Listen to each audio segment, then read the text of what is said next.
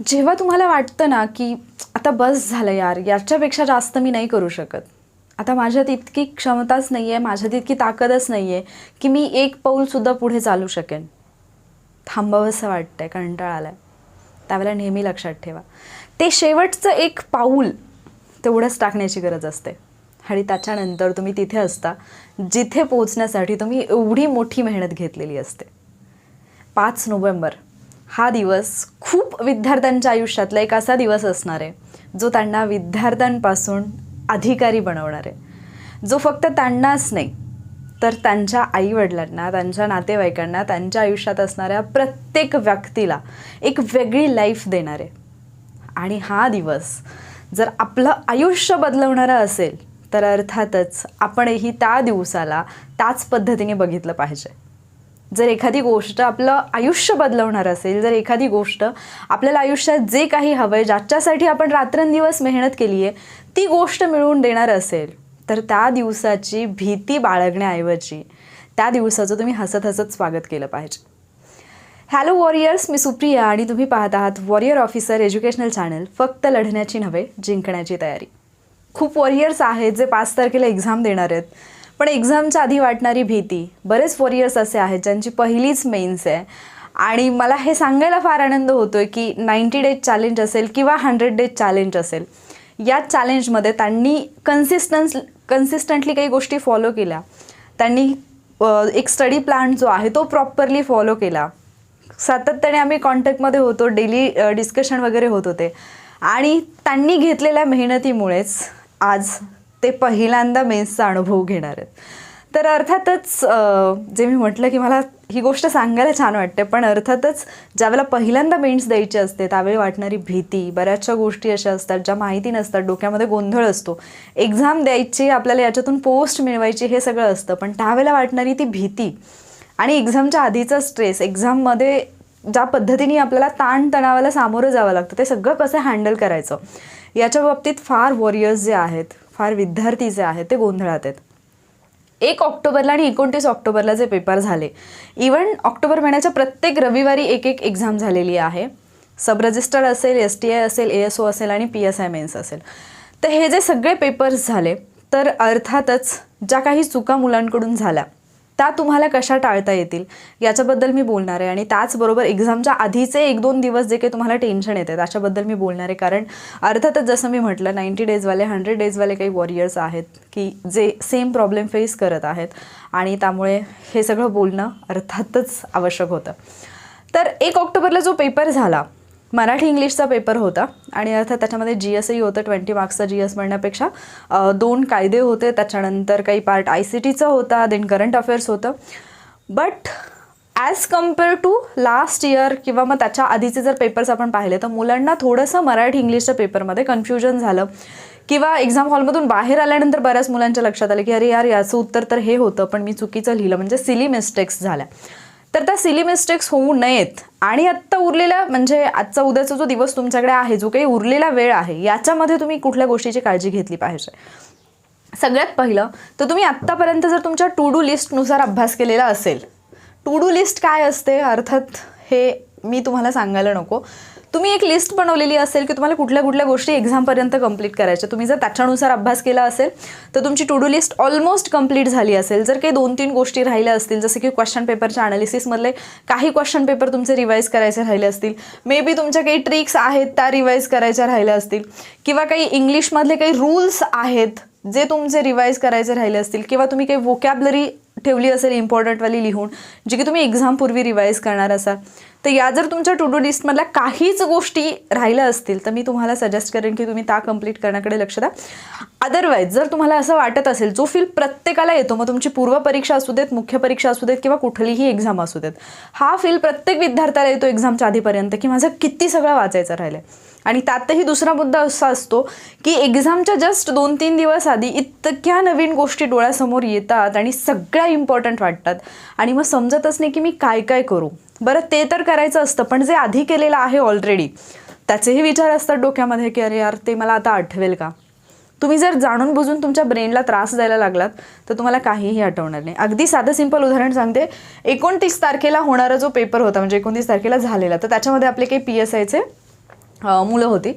तर ॲक्च्युली त्यांनी मला 27-28ला असे प्रश्न विचारले की मॅम आठवतच नाही आहे कायदा, सगळं कन्फ्युजन होतं आहे. एक स्टुडंट तर माझी आजारी पडली, म्हणजे ते टेन्शन इतकं जास्त झालं की तब्येतीवरती त्याचा परिणाम झाला, मध्ये हॉस्पिटल आणि या सगळ्या गोष्टी होतात.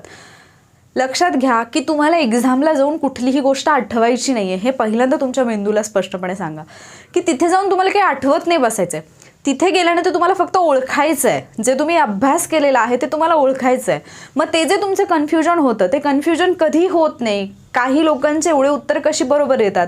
एखादा विद्यार्थी जर एक्झाम हॉलमधून बाहेर आल्यानंतर किंवा फर्स्ट आन्सर की आल्यानंतर जर सांगत असेल की माझा स्कोर 300+ आहे, 400पैकी जो तुमचा पेपर होणार आहे त्याच्यामध्ये जर तो स्टुडंट सांगत असेल तर तुम्ही त्याला वेड्यात काढता. पण जेव्हा ॲक्च्युली रिझल्ट येतो तर खरंच त्या स्टुडंटला 300+ मार्क्स असतात. मग एखादा विद्यार्थी हे करू शकतो, एखादा करू शकत नाही, हे का? तुम्ही वर्षभर किती अभ्यास केलेला आहे, 1 वर्ष केलं, 2 वर्ष केलं, तुम्ही काय केलेलं आहे हे तर इम्पॉर्टंट आहेच, पण त्याहीपेक्षा जास्त इम्पॉर्टंट आहे त्या 1 तासामध्ये तुम्ही काय करताय, या 1 तासाला तुम्ही कसं डील करताय, या 1 तासामध्ये तुम्ही स्वतःला शांत ठेवू शकता, फुल कॉन्सन्ट्रेशन एकाच गोष्टीवरती किती करू शकता, हे खूप जास्त इम्पॉर्टंट आहे. कारण खूप मुलांनी अगदी पुस्तकं पाठ केलेली असतात, त्यांची पूर्ण तयारी असते, पण तो 1 तास मॅनेज करता येत नाही आणि मग मुलं रिझल्टमधून बाहेर जातात. मग या सगळ्या गोष्टींसाठी सगळ्यात पहिला मुद्दा, आत्ताचे जे 2 दिवस आहेत, जर तुम्हाला असा फील येत असेल की अरे माझं हे वाचायचं राहिलं आणि मला वाचायचं आहे, तर जे मनात येईल, म्हणजे तुम्ही हिस्ट्रीचं वाचत बसल्या फॉर एक्झाम्पल आणि तुम्हाला विचार आला की अरे मला इंग्लिशचं वाचायचं आहे, जस्ट ते हिस्ट्री बाजूला ठेवा, लगेच इंग्लिशचं वाचायला घ्या. तुम्ही इंग्लिशचं वाचायला लागलं तर तुम्हाला वाटलं अरे नाही मला थोडंसं पॉलिटीचं रिव्हिजन करणं गरजेचं आहे, ते बाजूला ठेवा, पॉलिटीची रिव्हिजन करा. जो टॉपिक तुमच्या डोक्यात येईल, जो विचार तुमच्या डोक्यात येईल तो लगेच करायला सुरुवात करा. बिलकुल विचार करू नका. कारण काय होईल ना, जर समजा तुम्ही इंग्लिशचं वाचताय, तुम्हाला विचार आला की दुसरा एक विषय वाचायचा आहे आणि तुम्ही तसंच स्वतःला अरे परत वाचायला येईल म्हणून तुम्ही ते इंग्लिशवरती फोकस करायला गेलात ना, तुमचं इंग्लिशवरती फोकस होतं म्हणजे तुमच्या डोक्यात विचार दुसऱ्या सब्जेक्टचा राहतो आणि तुम्ही एकच सब्जेक्ट घेऊन बसता आणि याच्यामध्ये काय होतं मग की तो सब्जेक्टही व्यवस्थित होत नाही आणि फक्त तुमचं टेन्शन वाढत जातं. त्याच्यापेक्षा तुमच्या ब्रेनला जे वाटते ना वाचावंसं ते वाचा. कारण तसंही तुम्ही वर्षभरात जर एखादी गोष्ट करू शकला नसाल तर तुम्ही 2 दिवसात ती तसंही करू नाही शकणार. म्हणजे करू शकता पण असं नाही होणार की मग तुम्ही अख्खा सिलेबसच 2 दिवसात केलाय. सो तुम्हाला जे वाचावंसं वाटेल, जे तुम्हाला वाटते की हे मी वाचणं गरजेचं आहे ते तुम्ही करा. पण अगदी रेफरन्सच नवीन घेतलाय असं काही करू नका की तुम्ही सुरुवातीपासून इंग्लिशला वेगळंच बुक वाचलं आणि तुम्ही ऑन दी स्पॉट दुसरंच बुक घेऊन बसलाय, तर असं करू नका. कारण मग तुम्ही फक्त कन्फ्यूज व्हाल की तुम्हाला कळणार नाही की एक्झॅक्टली आता मग मी हे खरं पकडू की ते खरं पकडू. सो एक रेफरन्स जो तुम्ही आत्तापर्यंत केला, तुमच्या ज्या नोट्स असतील तेच तुम्ही रिवाईज करा. बरं, दुसरा एक मुद्दा असा येतो की एक्झामच्या 1 दिवस आधी मग मी पूर्ण अभ्यास बंद केला पाहिजे का?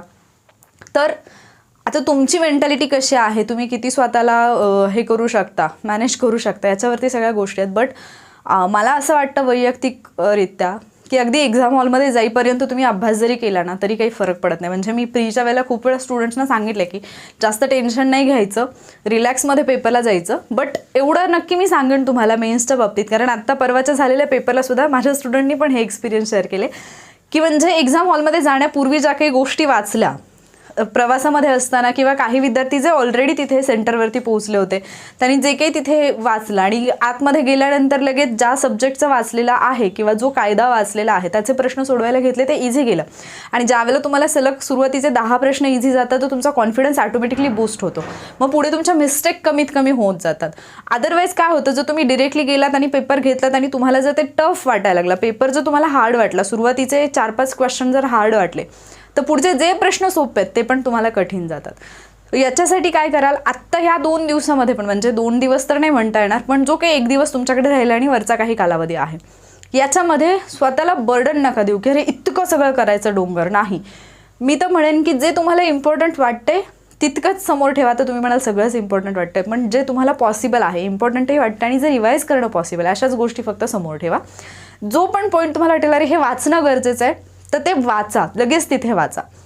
ते वाचता वाचता पुढे तुम्ही थोडंसं गेलात आणि वाटलं की अरे नाही हे बस झालं, मला दुसरं काहीतरी वाचायचं, ते दुसरं घ्या.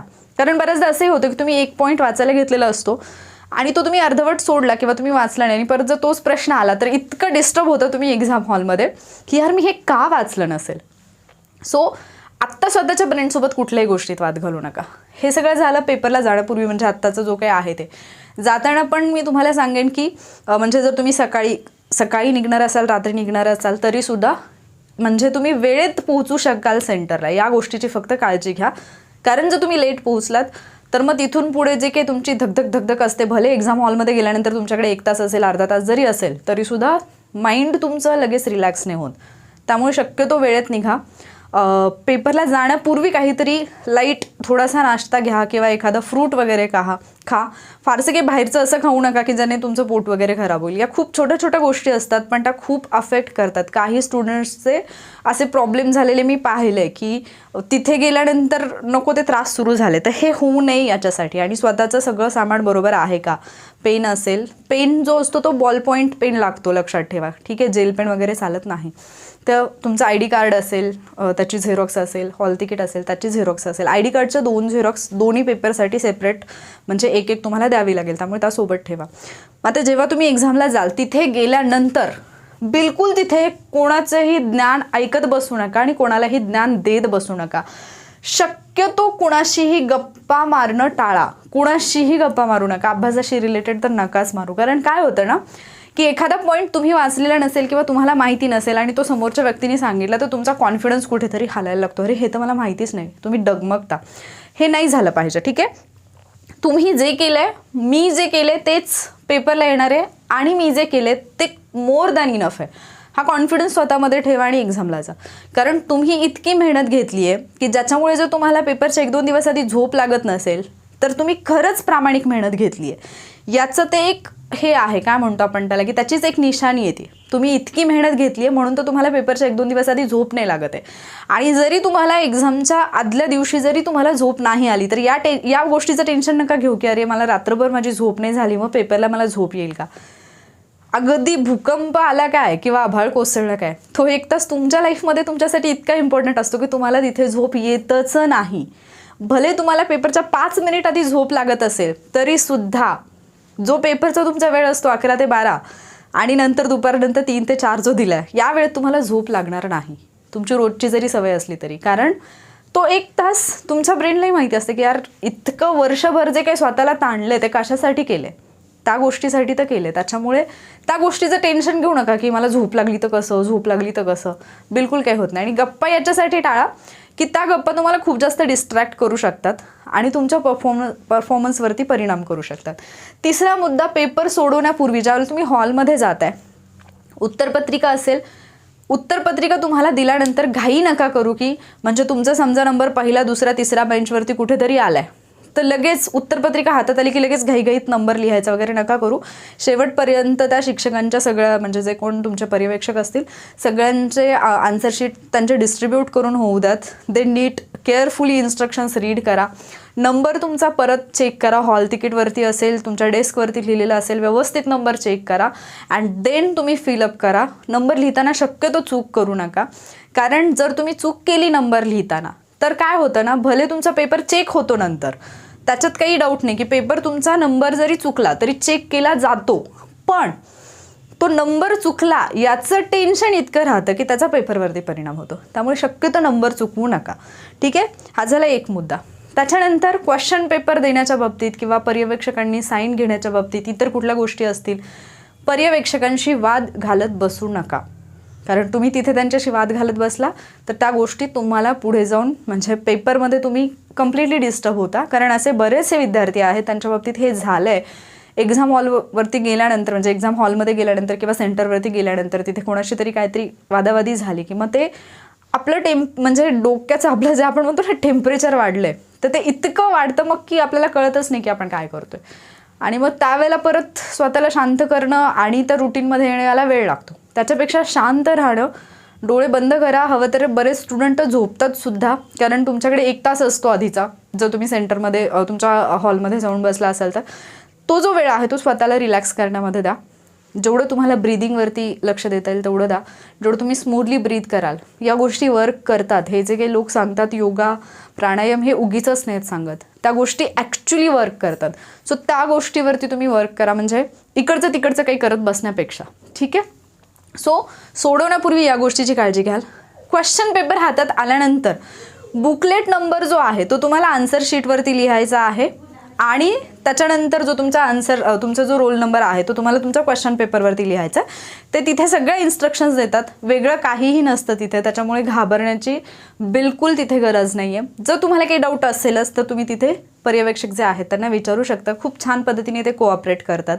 आणि जरी समजा तुमच्या क्लासमध्ये असे असतीलच की जे कोऑपरेट करत नाहीत तरीसुद्धा 1 तासाचा प्रश्न आहे, तुमच्यासाठी इम्पॉर्टंट काय तुमचा पेपर द्यायचा, त्यामुळे बाकी गोष्टींकडे बिलकुल लक्ष देऊ नका. ठीक आहे.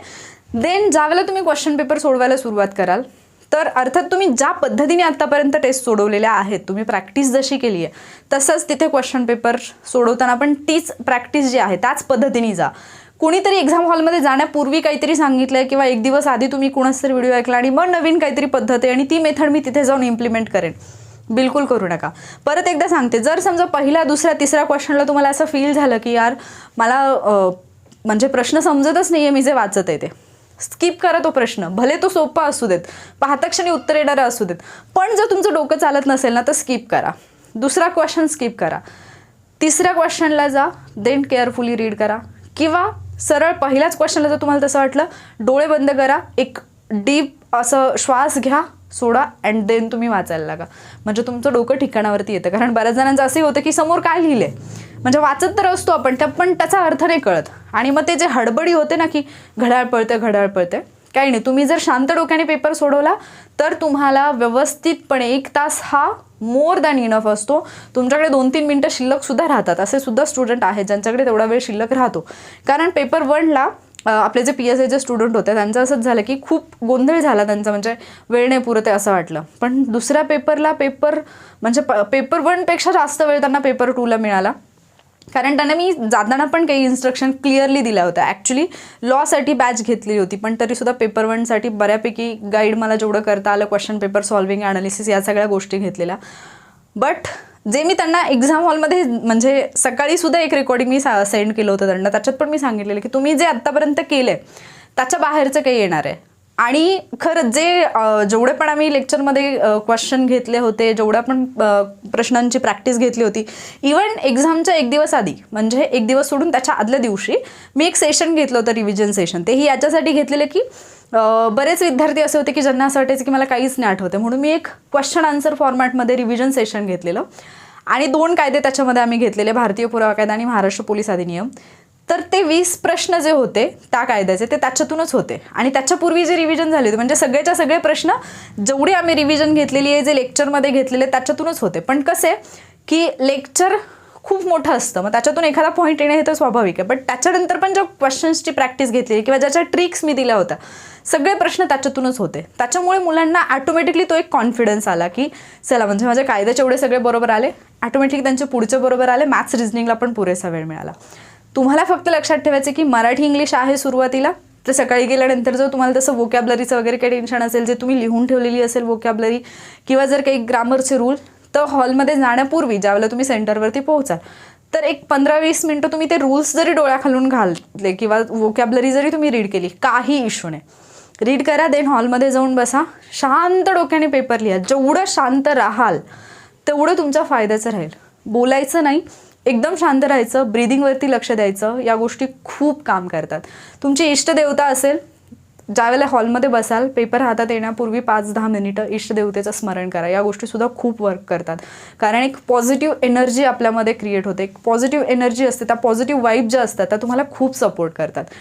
त्यामुळे मला येईल का आणि माझं कसं होईल हा विचार करायचा नाही, फक्त डोक्यात एक ठेवायचं, मी आत्तापर्यंत मेहनतच त्याच्यासाठी घेतली आहे की मला आलं पाहिजे, मग का नाही येणार.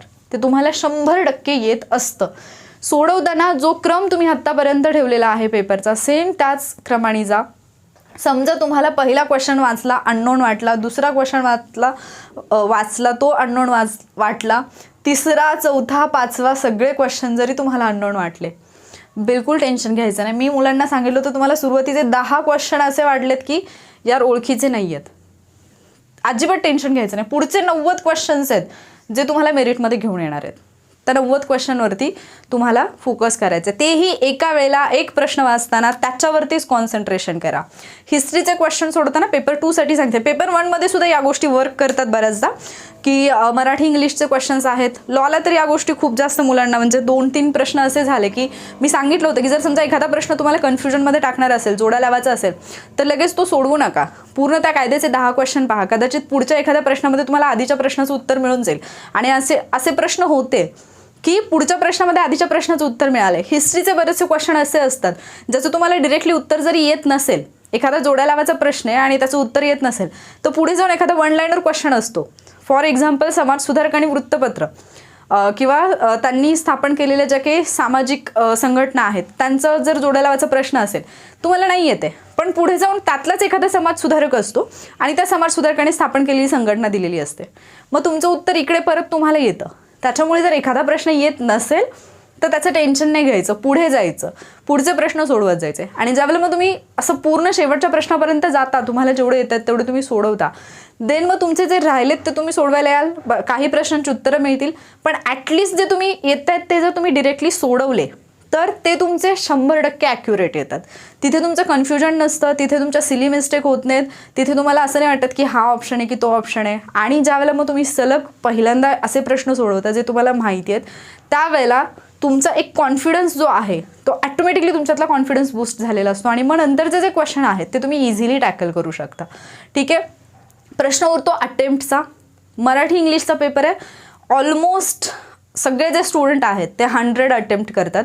मी तुम्हाला असं नाही म्हणणार की 100 करा, तसं तर तुम्ही केले तरी काही हरकत नाही, पण पेपरची डिफिकल्टी लेवल काय आहे, किती मिस्टेक होण्याचे चान्सेस आहेत, त्याच्यावरती पण त्या गोष्टी डिपेंड असतात. त्यामुळे जर समजा तुम्हाला एखादा क्वेश्चन, जर तुम्ही पेपर सोडवत गेलात आणि तुमच्या लक्षात आलं की मी मराठी इंग्लिशचे सगळे प्रश्न सोडवलेत आणि ऑलमोस्ट 80, 82, 85 क्वेश्चन्स असे आहेत ज्याच्या आन्सर्स मला येत होते किंवा ज्याच्या बाबतीत मी शुअर आहे, भले त्याच्यातले नंतर 1-2 चुकूही शकतात, काही हरकत नाही, तर तिथून पुढचे जे क्वेश्चन आहेत तिथे तुम्ही रिस्क घेऊ शकता, म्हणजे तुम्ही 100पर्यंत जाऊ शकता. बट जर तुम्हाला असं वाटलं की नाही मला इंग्लिशचा पोर्शन थोडा अवघड गेलेला आहे किंवा मराठीचा काही भाग अवघड गेलेला आहे, देन मग जे प्रश्न तुम्ही उरलेले आहेत ते जे सोडवाल ते खूप काळजीपूर्वक सोडवा. जर तुम्हाला कम्प्लिटली अननोन वाटत असेल, जसं इंग्लिशमध्ये काही याचे क्वेश्चन येतात स्पेलिंग मिस्टेकचे, जर तुम्हाला सरळ 4-4 आले तर तिथे तुम्हाला एलिमिनेशन मेथड यूज करायला सोपं जातं. म्हणजे पहिल्या ऑप्शनमध्ये 4, दुसऱ्या ऑप्शनमध्ये 4, तिथे तुम्ही एलिमिनेट करू शकता. पण जर समजा असं आलं की 3 शब्द दिलेत आणि त्या 3 मधला कुठला बरोबर आहे कुठला चूक आहे असं दिलं आणि तुम्हाला माहितीच नाही, तो शब्दच तुम्ही कधी पाहिलेला नाही आहे, काही अंदाज तुम्हाला लावता येत असेल, जसं की ते याचे जे प्रश्न असतात NEOUSचे, ठीक आहे, किंवा त्याच्यानंतर TIONचे जे क्वेश्चन असतात, SIONचे जे क्वेश्चन असतात, यानी एंड होणारे, जर असा कुठला एखादा क्वेश्चन असा एखादा वर्ड असेल आणि जर तुम्हाला वाटलं की अरे हां हे थोडंफार मला माहिती आहे तर तिथे रिस्क घ्या. अदरवाईज जे कम्प्लिटली अननोन आहे आणि तुम्हाला असं वाटतंय की माझे तितकेसे बरोबर येत नाही आहेत, मला बऱ्यापैकी डिफिकल्ट गेले, तर खूप जास्त म्हणजे अगदी 100 अटेम्प्टच केले पाहिजेत असं काही नाही आहे. फक्त 2 रूल जे तुम्हाला डोक्यात ठेवायचे आहेत. मला 1 पासून 100पर्यंत जायचंच आहे, सगळे क्वेश्चन्स माझ्या नजरेखालून गेलेच पाहिजेत आणि हे सगळं करताना माझा असा प्रश्न जो मला 100% माहिती आहे तो माझा चुकला नाही पाहिजे. जे नाही येते ते चुकलं तरी चालेल, पण जे मला माहिती आहे ते चुकायचं नाही. म्हणजे अगदी साधं सिंपल उदाहरण सांगते. 1 ऑक्टोबरला झालेल्या पेपरमध्ये मुलांकडून चुका म्हणजे कुठल्या लेवलपर्यंत आपल्या चुका होतात आणि आपलं डोकं किती अति चालतं पेपरमध्ये. एक क्वेश्चन होता क्वेश्चन टॅगचा आणि तिथे काहीतरी IM डॅश डॅशचा काहीतरी प्रश्न होता. तर पुढे याचं टॅग काय होईल, आरंट आय होईल. अगदी सोपं होतं. इतकं सोपं का विचारेल आयोग? आरंट आय असं का विचारेल? म्हणून मग जे नाही आहे ते ऑप्शन तिथे घुसवलेत. असं पण होतं कारण तिथे ते होतं. असं नाही मी म्हणते की तुम्ही तसं म्हणजे तसं नाही व्हायला पाहिजे, मग किती मूर्ख असेल असं सोडवणार आहे, बिलकुल नाही. तिथे होतं ते. ज्यावेळेला तुम्ही एक्झाम हॉलमध्ये असतात त्यावेळेला या गोष्टी ऑटोमॅटिकली होतात. आपल्याला श्युरिटी येत नाही. ज्यावेळेला आपण ऑप्शन्स पाहतो आपल्याला असा प्रश्न पडतो की इतकं सोपं का विचारेल आयोग, पण असतात. जे काही 100 प्रश्न असतात 100च्या 100 प्रश्न अवघड कधीच नसतात. मराठीचे जर तुम्हाला 50 प्रश्न येत असतील तर त्याच्यातले 32, 33, 34 पर्यंतचे प्रश्न हे इझीचं असतील, जे की तुम्ही पाहता क्षणी त्याचं उत्तर तुम्ही लिहू शकाल. पुढचे जे प्रश्न डिफिकल्ट आहेत तिथे तुम्हाला तुमचं टेम्परामेंट हँडल करायचं आहे, तिथे तुम्हाला स्वतःला शांत ठेवायचं आहे, तिथे तुम्हाला प्रश्न काळजीपूर्वक वाचायचा आणि उत्तरापर्यंत जायचं आहे. ठीक आहे.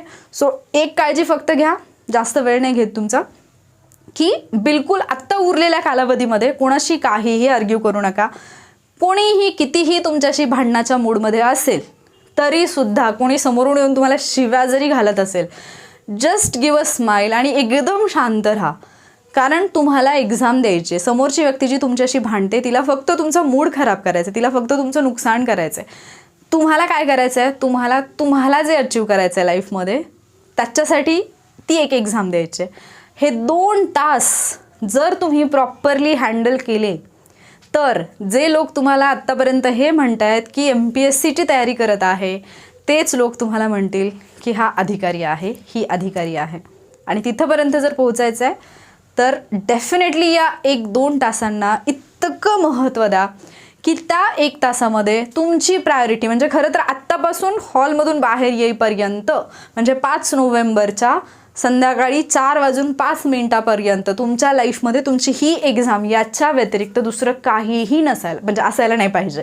एवढ्याच गोष्टी असायला पाहिजेत, काहीही असायला नाही पाहिजे. हां, तर फक्त इतकंच पाहिजे तुमच्या लाईफमध्ये, फक्त माझी एक्झाम आहे आणि मला माझं 100% द्यायचं आहे.